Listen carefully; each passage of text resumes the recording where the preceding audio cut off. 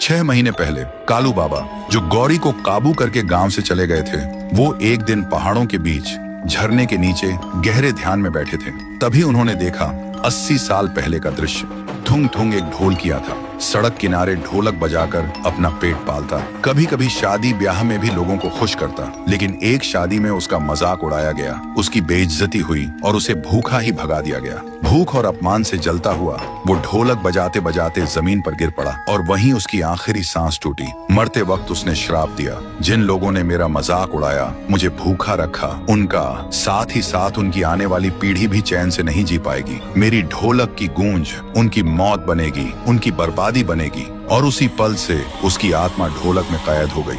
ये दृश्य देखते ही कालू बाबा सन्न रह गए। वो तुरंत एक चमकते हुए हथियार लेकर गांव पहुंचे और देखा लोग थुंग थुंग के डर से रो रहे थे। कालू बाबा ने पूरा सच बताया। गांव वाले रोते हुए बोले, हमारा क्या कसूर है बाबा, ये तो हमारे पुरखों ने किया था। और सब गिड़गिड़ाए, बाबा आप ही कुछ कीजिए, नहीं तो इस बार थुंग थुंग हम सबको खत्म कर देगा। फिर रात को कुछ गांव वाले हिम्मत करके चौक में खड़े हुए और कुछ ही देर में थुंग थुंग सैकड़ों आत्माओं और ढोलक की गूंज के साथ आता है। सब लोग घुटनों के बल गिर पड़े और चिल्लाए, माफ कर दो, ये पाप हमारा नहीं, हमारे पुरखों का था। थुंग थुंग गरजा, बहुत देर हो चुकी है। और उसी पल गांव के लोग एक एक करके हवा में उठ गए। अगले ही पल जोर से जमीन पर पटक दिए गए और सब वहीं मर गए। उधर कालू बाबा गौरी के घर पहुंचे। उन्होंने देखा गौरी के कमरे में ढोलक अपने आप बज रही थी। कालू बाबा तुरंत चमकते हथियार से ढोलक पर वार करने लगे। तभी थुंग थुंग चीख उठा, नहीं, ये मेरी जान है। और कुछ ही पलों में ढोलक टुकड़ों में बिखर गई। आसमान लाल हो गया और उसी वक्त गौरी और रघु